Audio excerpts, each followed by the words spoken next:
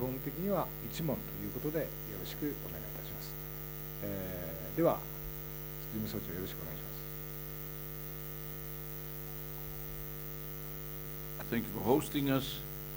It's now a very good habit that we come here to launch very important flagship publications of the OECD, not only for Japan.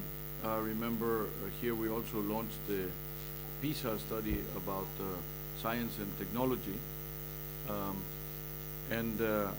So we're delighted to be here for the launch of this economic outlook. And of course, this economic outlook shows an improved picture both for the world economy as well as for Japan. The last outcome we put out officially was last June, although we published an interim one in September. And if you compare it to the June picture, clearly it's an improved picture, both, as I said, both for the world and for Japan. So I will focus first on some of the global issues, and then I will focus on the performance in Japan. The good news is that the recovery that started in some regions earlier in the year following the deepest output decline in the post-war era has now spread to the OECD area at large. GDP growth for the OECD area turned positive in the third quarter of 2009. It's the first increase in more than 1 year for the region as a whole. GDP growth for the OECD area is expected to rise to around 2% in 2010, as shown in Table 4 on page 4. In my remarks, it says Table X on page X. That's a little imprecise, but now we know that it's on page 4 and Table 4. Now, this is thanks to a number of factors. First, the recovery is built on a rebound in world trade that began in the mid-2009 and is expected to accelerate to more than 5% in 2010. Remember that trade fell by 13, 14%. I mean, this is quite unprecedented. The size of the recession really was dramatic. And for trade to fall in nominal terms by 14% or something like that, it just gives you the idea of the size of the problem. Now, Asia, with China in particular, they have been a driving force in this recovery of world trade, reflecting both the limited exposure to the financial origin of the crisis, as well as a strong policy response. In China, vigorous growth resumed in the second quarter of 2009, so earlier than in many of the other economies. Thanks to a very large monetary and fiscal stimulus that is projected to boost GDP growth to more than 8% in 2009 and perhaps higher than 10% in 2010. This strong increase in domestic demand has made China a source of world trade growth, with its imports projected to rise nearly 15% in volume in the year of 2010. Meanwhile, the Indian economy has weathered the global downturn relatively well, with growth projected to reach over 7% in 2010 and 2011. Second positive factor has been the improvement in the financial conditions. Financial conditions for the OECD is a composite indicator. When you say financial conditions, it's not a generic name. It's actually an indicator that we produce coming from a number of different indicators. And financial conditions have eased, thanks in part to cuts in policy interest rates and the provision of liquidity through unconventional monetary policies in many countries, starting with the Fed in the United States, the Central Bank in Europe, the Bank of England, and many other central banks around the world. They go up practically to zero interest rate. They give a lot of liquidity, but then they also buy debt in the market. So they provide people with a bunch of money in the hand to spend instead of one treasury bill or one debt paper. They just give them money so that the people can actually spend or invest the money. Indeed, banks are gradually earning their way back to health. Bond markets are quite buoyant, and of course equity prices have rallied. Some of them are at their highest in the year as we speak now. However, by historical standards, the recovery is expected to remain sluggish for some time to come.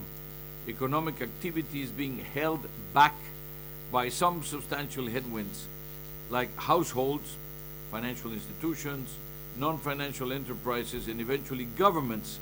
All of them have to repair their balance sheets. That means before they go forward to grow and before they go forward to, they really have to take a hard look at their own balance sheet, starting with individuals all the way down to countries. The modest pace of growth means that the improvement in the labor market will be delayed and weak. We project employment will only pick up in the latter half of 2010, and that's selectively, not generally. By which time the unemployment rate in the OECD area will have risen above 9% on average. Of course, in many countries, including the United States, already we are at 10%. With only a slight fall expected in 2011, there will still be more than 50 million unemployed workers in the OECD area, compared to 35 million in 2008. Moreover, the output gap is projected to remain large at more than 3%. Some people say up to 5%, but we're being careful here, putting continued downward pressure on already low inflation. There remains substantial risk to the economic recovery, but they are more balanced than in the first half of 2009. Last June, we said there are upside risks and downside risks, but most were downside risks. Today, they're upside and downward, but they're more balanced. There's less down, more upside, so they're more balanced, but they're still on both sides. Just as the earlier collapse in international trade intensified this downturn, the recovery may prove to be faster than expected. This is an upside risk. It's a positive one. This should stimulate activity, particularly business investment, which in our projections remains relatively modest by historical standards. Obviously, without the recovery in investment, it's going to be very difficult to have a full-grown recovery in the economy in general. The great challenge, however, is to move from a policy-based recovery to self-sustained growth. This is, if I can tell you what is my message, well, in a phrase, is to move, that the challenge is to move from a policy-based recovery to a self-sustained growth. This is really the great challenge that we have. There are a number of risks that could complicate this transition, this movement from one to the other. One worry is possible weakness in private consumption in the face of high unemployment. And again, the households needs to repair their balance sheets. Those who are over-indebted, those who over-borrowed, those who lost their jobs, now have to take a breathing space. Another uncertainty is financial conditions, which are assumed in our projection to converge to their historical average by mid-2010, providing a significant boost to economic activity.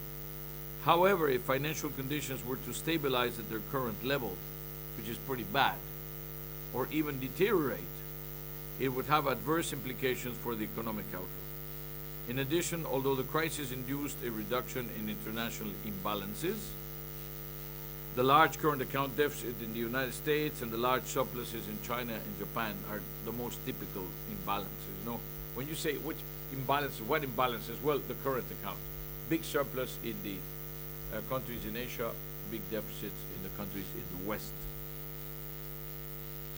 But if, you know, we've seen an improvement, but in a way it was an improvement for the wrong reasons, because of the crisis, huh? But the recovery may reverse this correction. Then the imbalances may return to unacceptably high levels. And of course, this could involve the risk of disorderly exchange rate adjustments. And again, the question of adjusting exchange rates in a universe in which not all the exchange rates are adjusting according to the same criteria, and some of them may be very volatile if there are very large imbalances, can create some unpredictable behavior. The remaining downside risks would suggest that we should proceed with caution when removing the policy measures taken in response to the crisis. This means the stimulus. In particular, most OECD countries will need to move slowly and cautiously when tightening monetary policy, or at least when reverting to a more neutral stance. With inflation, because the stance today is accommodating, it's an accommodative stance. So the question is, going back to a neutral stance already would be quite tightening in a way. But we are not there yet. It's not the right time. With inflation clearly below the desired levels, there's little reason for policy interest rates to rise back to neutral levels before inflationary pressures are felt. The question is, why would you do it? No, where are the reasons why you would tighten today? Well, there does not seem to be any objective reasons. Still, the idea is for recovery. This is the most important policy objective. As for unconventional monetary policy, many interventions that were appropriate during the crisis may be harmful if kept in place for too long. But as you have seen, many, the Fed, the European Central Bank, even here in Japan, some monetary facilities, unconventional facilities, purchasing facilities, they are having natural sunset. So in a way, central banks are already practicing some exit, but without saying it's exit facilities. They simply stop doing at the right time when they said they would stop doing. They said this is for 12 months, and it's for 12 months. They don't prolong it. And it's an appropriate policy response. The only thing we're saying is keep your guard up, be prepared in case there would be a policy requirement to change the stance. So right now, as I said, basically caution when removing the policy measures. Preparing and communicating well-articulated exit strategies would increase the confidence and enhance the scope for coordination across countries to cope with international spillovers. If you help us to communicate the exit strategies that are announced today. So we're saying continue to stimulate, yes. Second, think about conventional, think about consolidation, yes, but don't start practicing, not yet. Finally, on the fiscal policy, government budgets have suffered badly since the onset of the crisis. Gross debt in the OECD could exceed the area's GDP by 2011. That means it will be higher than 100% of GDP. While fiscal consolidation is clearly necessary, again, like in the monetary policy case, the timing and the pace should be carefully determined in order to avoid undermining the recovery. At the same time, any strategy for consolidation requires maintaining the confidence of financial markets and of households. What am I saying here is tell the market how you're going to do it. It doesn't matter so much that you start doing it today, but tell the market what are your plans, what are your strategies, what are your goals in the medium and the long run. This will give the market confidence, and it has to be a credible package. It has to be a logical package. The path has to be a reasonable path, a credible path, but the markets are expecting some signals about this. At the same time, any strategy for consolidation requires maintaining the confidence of financial markets and households.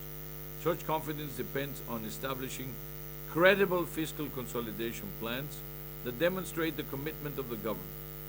Fiscal consolidation will also need to be undertaken in a manner that does not amplify the effect of the crisis on potential output. This means choosing spending and tax measures that have limited impact on growth.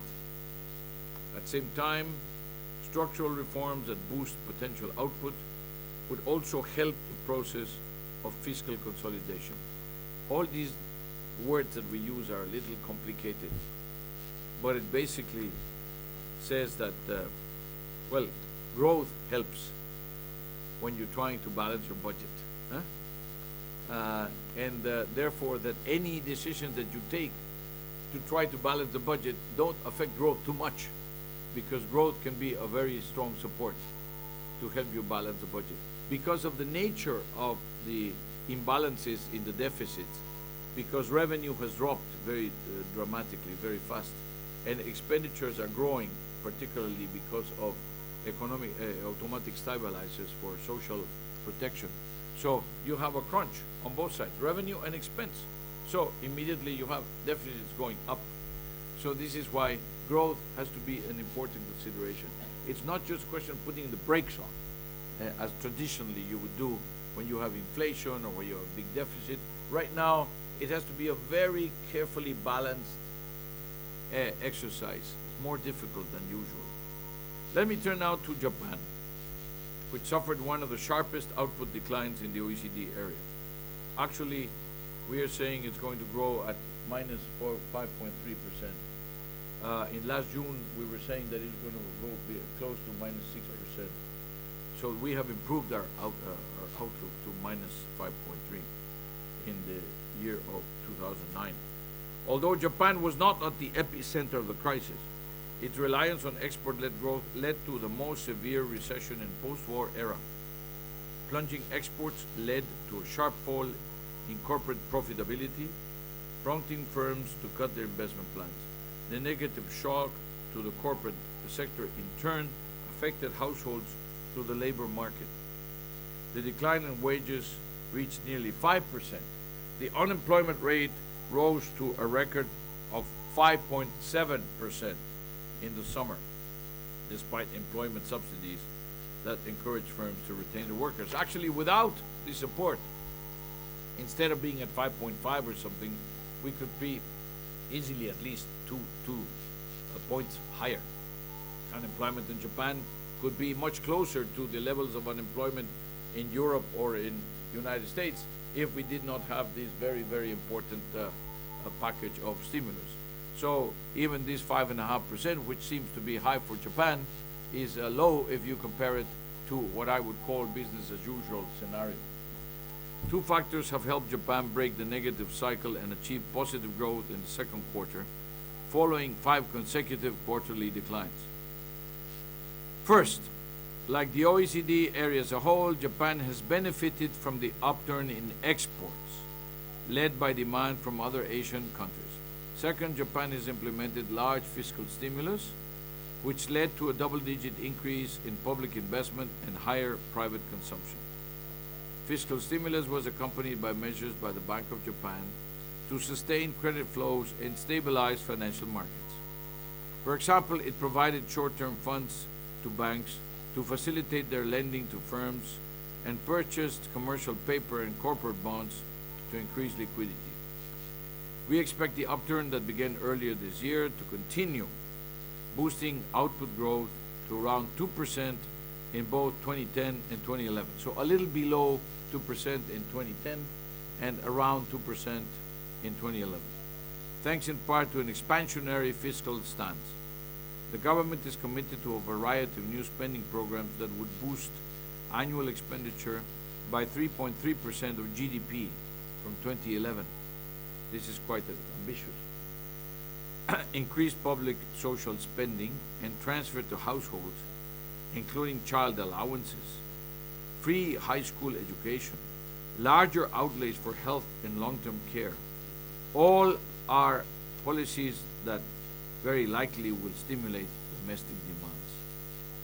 Exports will be a second driver of the expansion, as Japan benefits from the expected acceleration in world trade, although the appreciation of the yen by nearly 20% nominal since September 2008 may put pressure on its market share.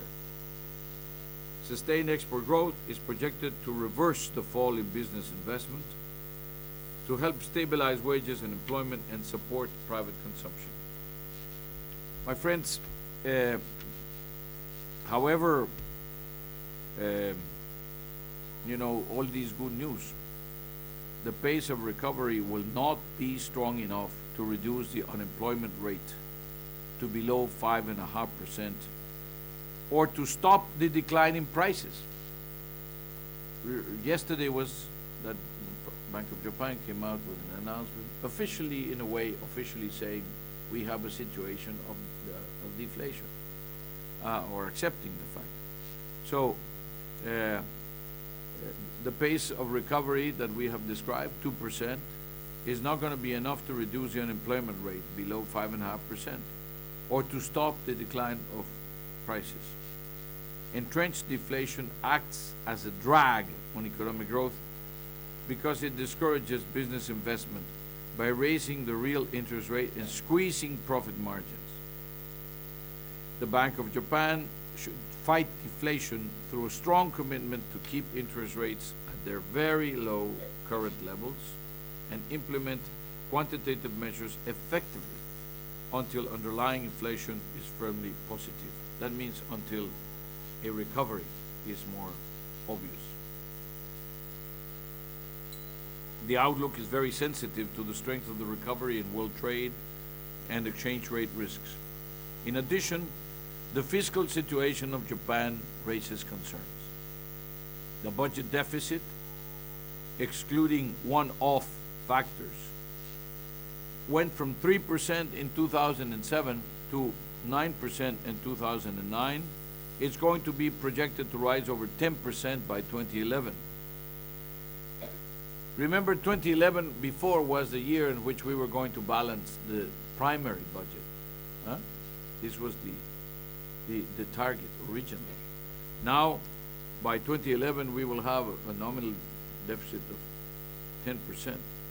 This would boost gross public debt, which already has the highest ever recorded in the OECD area, to above 200% of GDP. Actually, exactly to 204%. But the problem is, the idea is that this would continue. There's no exact deadline to stop. So this would continue rising year by year, very fast. Net debt, that would be you take away the assets, at 113% of GDP would also be the highest among the OECD countries. So it is essential to develop a credible, detailed, medium-term fiscal consolidation program and implement it once a recovery is firmly in place. This is a very important caveat. Consolidation, but only once you have the recovery. This should be accompanied by structural reforms, particularly in the service sector, both to improve living standards in the face of a shrinking working age population, but also to improve the competitiveness of the Japanese economy at large. Now, I think you were given copies of this, of the Japanese chapter. So you have the OECD economic outlook, but you were also given copies of the Japanese notes so that you can make reference to specifically the Japanese chapter for those of you who want the material in Japanese. So Randall Jones is the one who writes the reports. To those of you who were with us yesterday, and when we presented our brochure about the contributions to Japan, we showed that we had the last 4 country reports of Japan because we're covering different aspects. The financial sector was covered last year. In September, the financial sector was covered in the most recent, yeah. But also the healthcare. And last year we covered tax and labor markets. And we are looking now, the next one, education perhaps. We're looking perhaps, we will do education for early 2011. So in every time we do a different review, we do the whole economy and then we do 1 or 2 chapters of structural issues, and we go in depth in those structural issues. And for this year, the one we just put out last September, we had, which is this one. You may be familiar with this, with the review. It's still fairly new. All the issues are still valid. We had, financial stability and healthcare were the 2 structural issues. For some of the, now, do we have, this is also distributed for those of you who were not with us yesterday. This was outside. I hope you took a copy, because this is the nine areas in which we are making specific recommendation in the occasion of my visit to the new government, which already now has 2 sources of contribution by OECD, which is our economic report plus now this. We have also met with a number of the ministers yesterday and today, including the Prime Minister and the Deputy Prime Minister, in order to speak about specific issues, the environment and the education and the health and the finance and the trade and energy, etc. Because of course the OECD has a number of areas in which we are working with Japan, and we wanted to touch upon all of them in particular. So thank you very much, and Randall is going to answer all the difficult questions, and I'll take the easy ones. Okay. どうもありがとうございました。もうグリア事務総長の方からご紹介あったんですけども、質問を受ける前に、ランドル・ジョンさん OECD シニアエコノミストの同席していただきまして、補足説明をしていただきます。今日の今の会見は午後7時解禁、エンバーゴがついておりますので、その辺もお忘れなくよろしくお願いいたします。では質問を受け付けたいと思います。挙手の上、よろしくお願いいたします。ではそちらの方、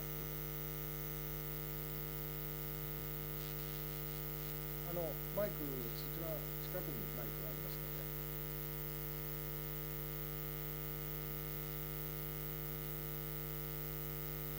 で。Toshio Aritake from BNI.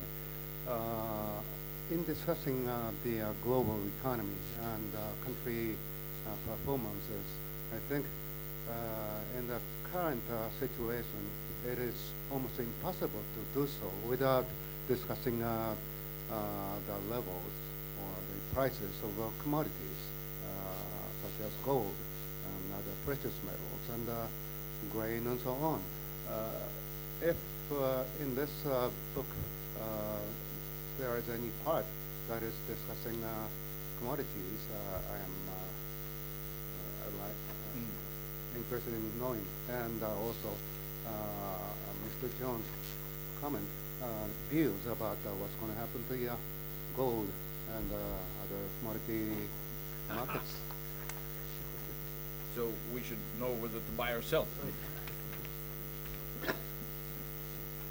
Let me tell you, there are certain commodities which are relevant for the economic outlook, and certain others which probably can use as a bellwether for the economic outlook. Gold is certainly one that is reflecting the uncertainties, the very low interest rates, and the weakness of the dollar. It has proven to be a good store of value over the centuries, over the ages, and it's proving to be a pretty good store of value in the last few years. All of us who remember when the gold was at $32 an ounce for a long time. Well, if you calculate that it has gone up 40 times in those days, I suppose even after a few years have gone by, it's still pretty good investment. But clearly it has become a store of value. People run for the gold like, they used to run for some of the currencies, or they used to run for treasury bills, when there is a turbulence. Now, commodities in general have shown enormous volatility. One of the downside risks in this scenario is precisely the price of oil. If the price of oil were to peak again, given that there is a recovery, and fundamentally because the structural issues that have to do with the supply and demand, the balance of supply and demand in the energy markets, in the oil markets in particular, has not really been addressed. So now that there is an increase in demand, again, you are seeing the spike in the price. It also has to do because OPEC, of course, is there to increase or reduce the supply depending on the price. But remember, we were at $150, it went to $30, and today we are at around $80. So that itself makes it very difficult to plan, and at the same time it shows you the danger that you may have, because many of the oil importing countries, of course, are going to have an impact if the oil continues to go up. If it stays around the present levels, I think these scenarios can hold. If it goes up too much, then it will have a negative impact, and then maybe the growth averages could suffer if the oil would go up. In the other commodities, the problem is a different problem, because the problem has to do mostly with food. We produce together with FAO a yearly projection about the behavior of prices of commodities and the production of commodities.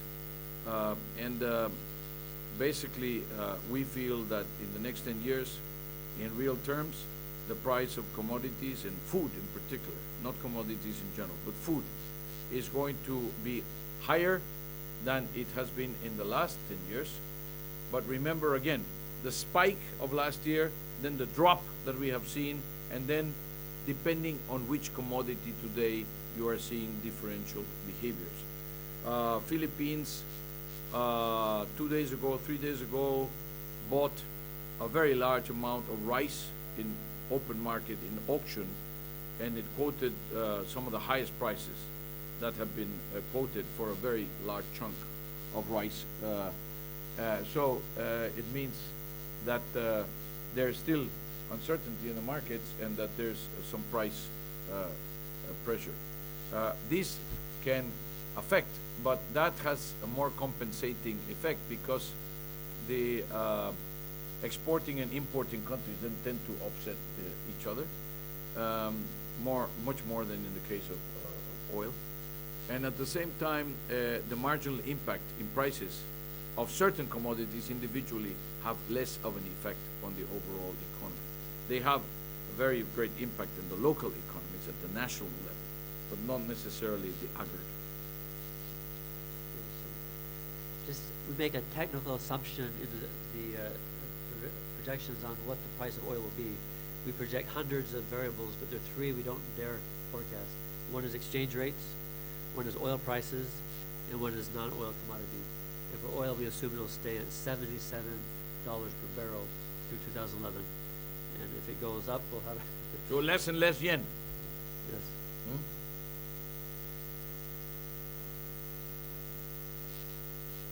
じゃあ次のご質問をど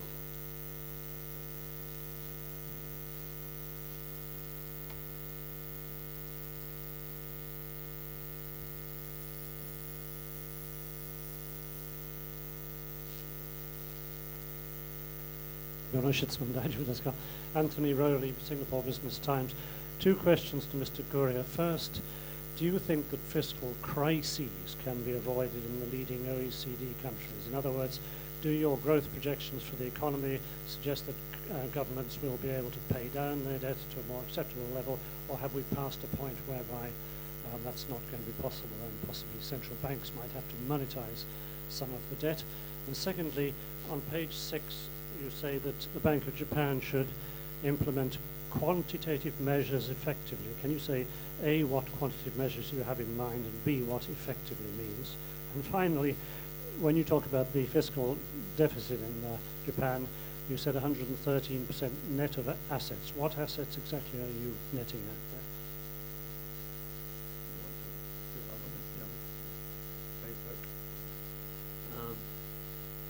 For monetary policy, there are many emergency measures introduced during the crisis, purchases of commercial paper, corporate bonds, and the Bank of Japan plans to phase those out by the end of this year. And we accept that there are distortions if you are to keep in place for too long a time these outright purchases of specific assets. So for us, the key quantitative measure is purchases of government bonds. They're already purchasing about 21 trillion at an annual rate, and we think that should continue or even be increased to try to boost liquidity and to raise inflationary expectations. More inflationary expectations would lower the real expected interest rate and encourage investment. So for monetary policy, that is the most important recommendation that we have. How about a comment on the question of the net assets? Net assets. Okay, so we have about 204% on gross debt, and then there's also a large amount of government bonds that are held within the government. We have the pension funds, for example, and so if we take those out, we have net debt of about 113%. But the key thing to remember is both measures are the highest in the OECD area, and both measures are going up very rapidly. So whether you prefer gross or net, both tell us the same story, that we have a problem. Let me just say, the Bank of Japan has been doing unconventional monetary policy for a long time. It did not start with a crisis, to be perfectly fair. It did not start, Ogata-san, who is there to your right, can be witness to the fact that a few crises ago, the Bank of Japan started buying unconventional policy and buying bonds and buying debt paper in the market, and they haven't stopped doing that ever since. In fact, there has been no exit strategy of the Bank of Japan. But what we're saying is don't do it now. I mean, if one day you're going to, please plan to do it. But perhaps this is not the best moment. But, you know, it's not new, to be fair to our friends here. No, they are not new to the business of unconventional monetary policy. They've been practicing for some time.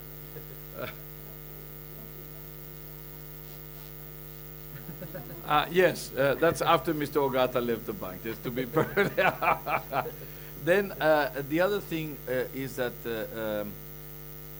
one, the only sunshine in the question of the debt, which is otherwise pretty dire, is that it's basically all domestic policy, all domestic debt, domestic held, and therefore much more manageable in terms of being able to place it and play around with the different categories of the debt, the different rollovers, and also because there's a very good communication and policy coordination between the funds, the insurance companies, and the households and the people.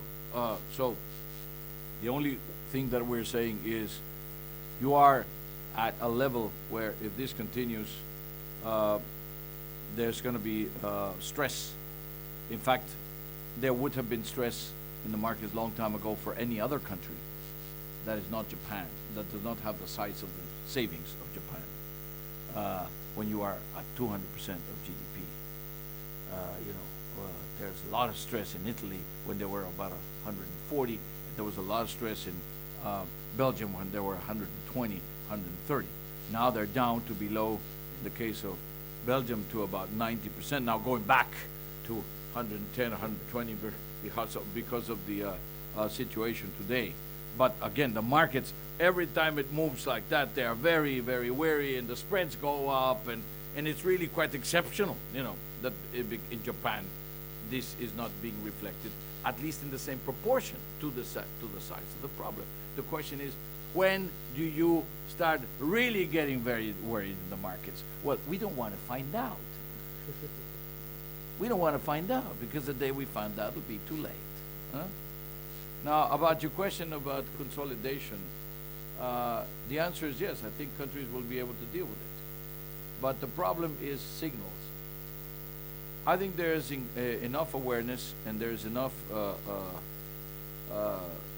and there's capacity to respond. And you have different examples. Some of them are loose. They said, The U.S. said at the end of the Obama first mandate, you will have a reduction of the deficit by half. Well, you don't know if you start at 12 or you start at 10 or you start at 8 to reduce it by half. But anyway, it's a sort of a signal, no? But the British are already turning back some of the British went from 17.5 to 15% VAT stimulus. Now they're going to put some, and they put the 50% surtax, and they're putting back some taxes on the books in general. And what did the Germans do? Well, they made a constitutional amendment which obliges the government to have a balanced budget plus minus 0.35% by the year 2016, and the lender, meaning the provinces, by the year of 2020. Constitutionally mandated. That means no way out. Now, the Germans are having a very, very interesting discussion about how they're going to do that. But at least now they know what they have to do.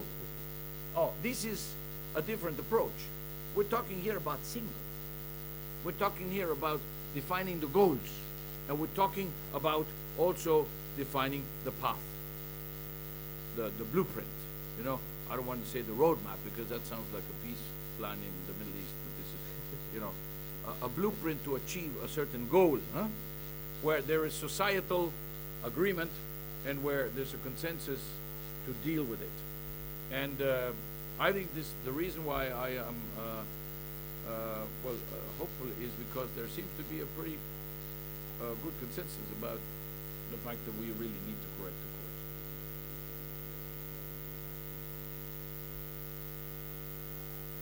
Yes. Yes. No doubt. And as you can see, we're giving it here too. 次の質問を受けたいと思います。これは、時間的に言いますと、これが最後の質問になると思います。挙手をお願いいたします。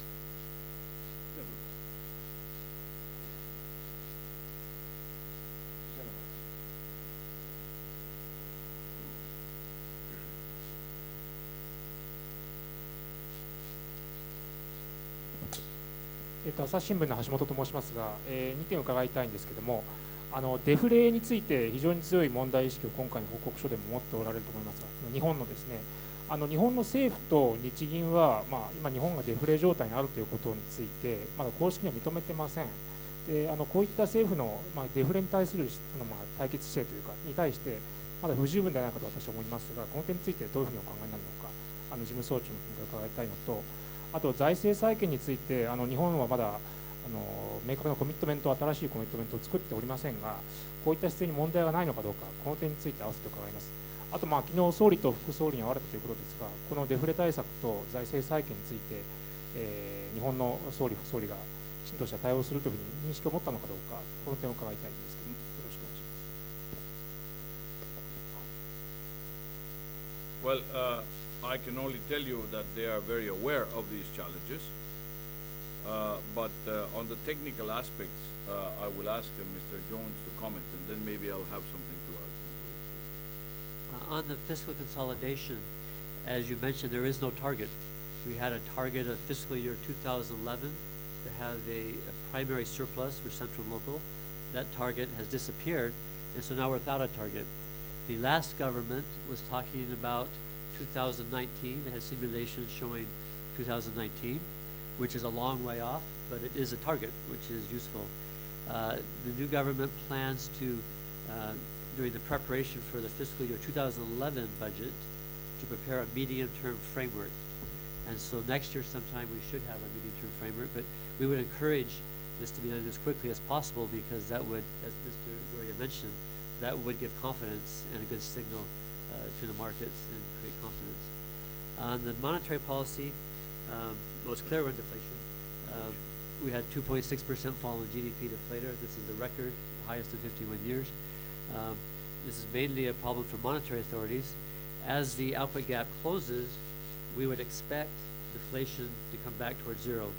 But there's a lot of inertia in deflation. Even during the 2002-2007 expansion, we never really got out of deflation. Core underlying inflation remains slightly negative. So it's very hard to get out of deflation, and it should be a priority, and we expect the government to focus on it. But even the question is very telling of the kinds of challenges confronting Japan. Our friend says, what are you doing about consolidation? And then what are you doing about inflation or deflation? Well, if you were only looking at deflation, I would tell you, spend more, you know, and get the interest rates down to zero. They say, oh, but if somebody would come down from, you know, from Mars or something, it says, oh yes, but they are already down to zero. And already they are spending a lot. And the deficit is 10%. And the accumulated debt is 200%. Oh my God.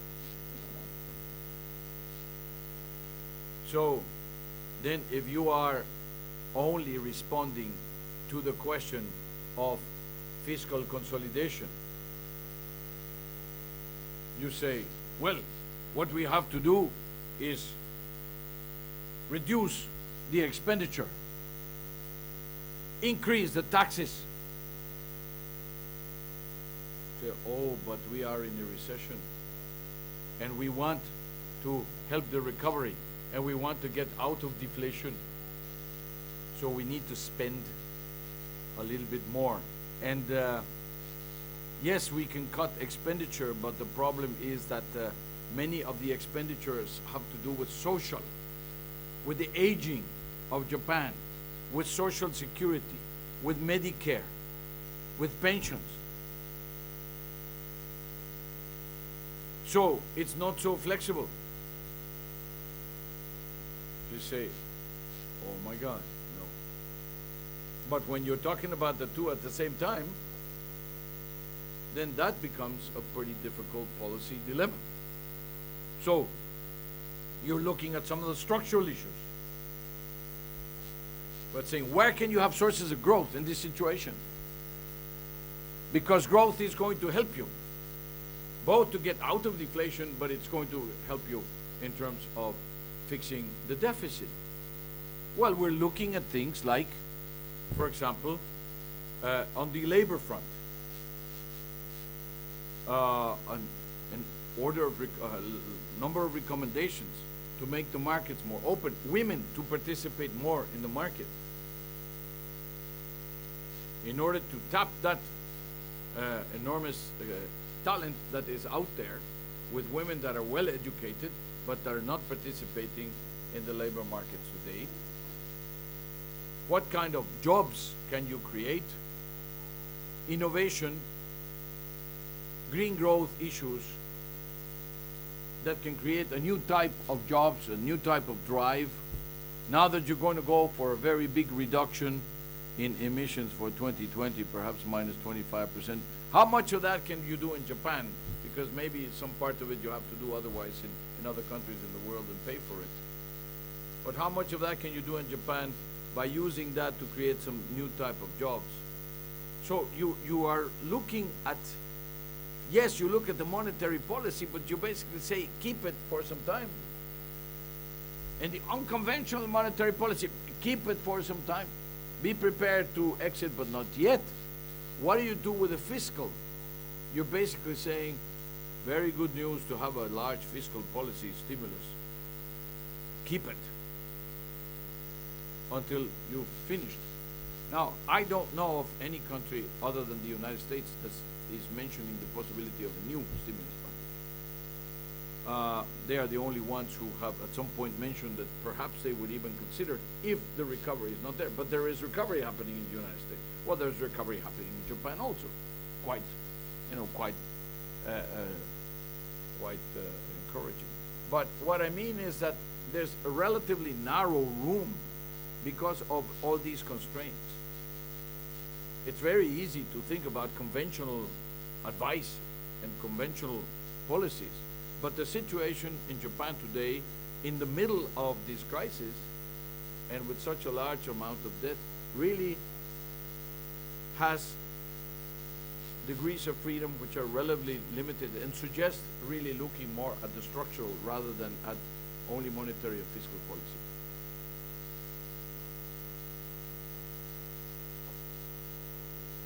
どうもありがとうございました。まだ少しだけ時間があります。何か聞きたいことを次回ご質問がありがたいですが、ありましたら。I'm sorry for the long answers. These are very complicated questions, and I think you deserve answers which are Long answer. complex like your questions. There was some other questions here. ありますか。はい、じゃあどうぞ。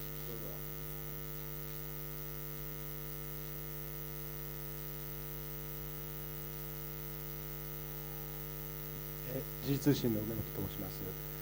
事務総長は昨日から鳩山首相をはじめたくさんの民主党の新政権の閣僚とお会いになったと思います。たくさんの閣僚と会わないとよくこの新政権の像が見えてこないのかもしれませんが、その会談の中でですね、このリポートなどで盛り込まれた財政再建、デフレ対策、これについて新政権が正しい方向を向いているのかどうか、どのような印象を持たれたか、お聞かせく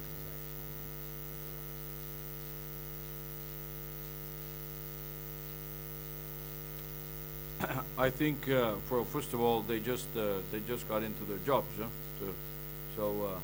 Second, they are now looking at the new economic program, and that has to be discussed and that has to be negotiated. Budget and the political and economic program is the single most important social compact that the government does with the people through parliaments in order to deliver what are perceived to be the priorities, and also because governments have a manifesto, a campaign promises, some promises that they will be able to keep, some promises they will not be able to keep because reality will not let them.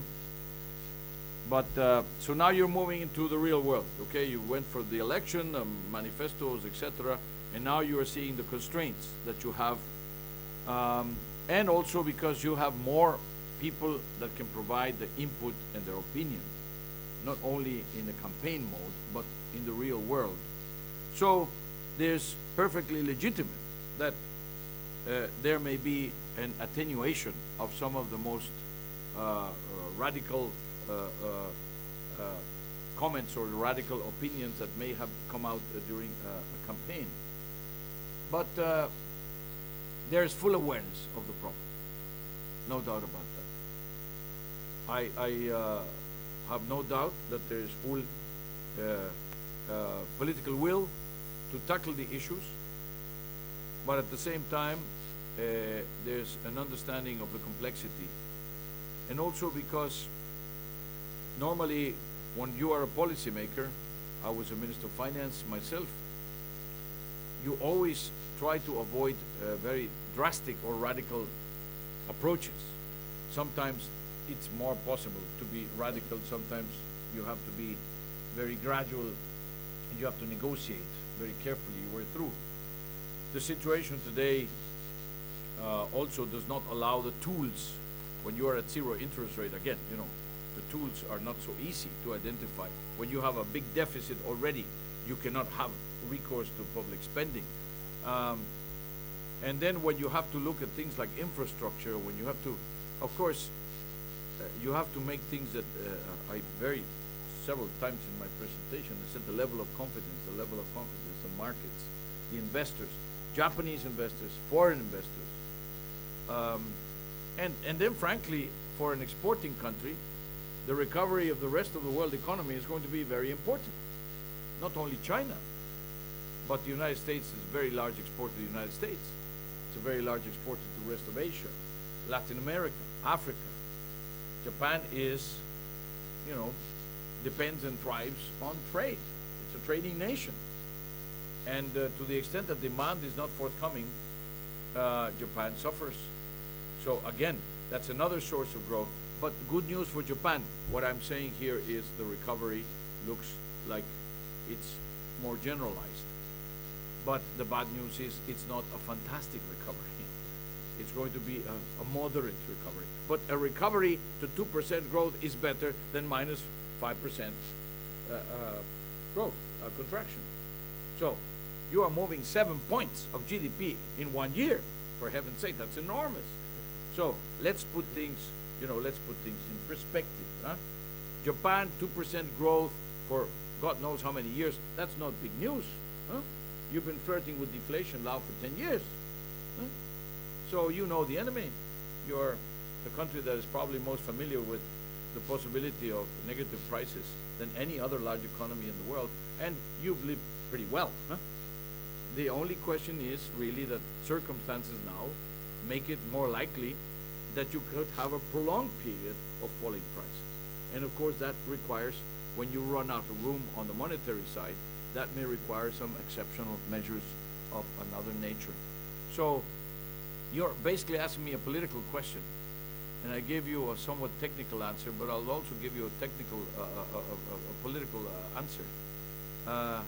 You also, not only do you have a minister, a prime minister and a deputy prime minister who are aware of this, you also have a very experienced minister of finance who has been there before, who has seen many of these situations before, who is a reasonable, experienced pilot, who has navigated through many storms.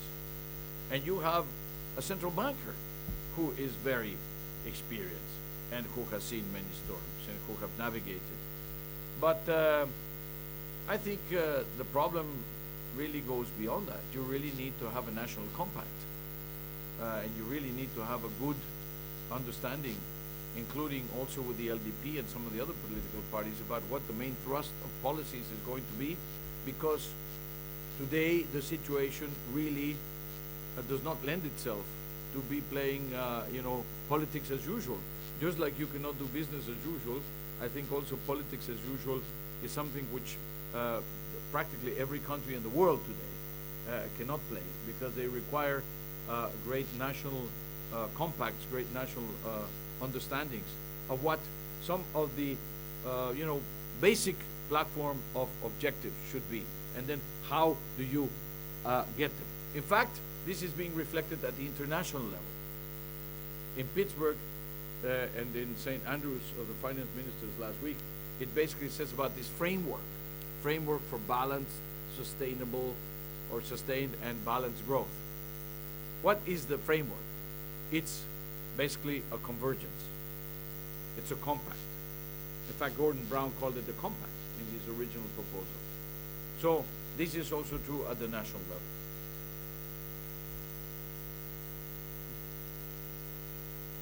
どうも、長い時間、非常に、丁寧なご答えありがとうございました。グリア事務総長とランドル・ジョンさんに、改めてお礼を言いたいと思います。それではどうもこの会見終わります。ありがとうございました。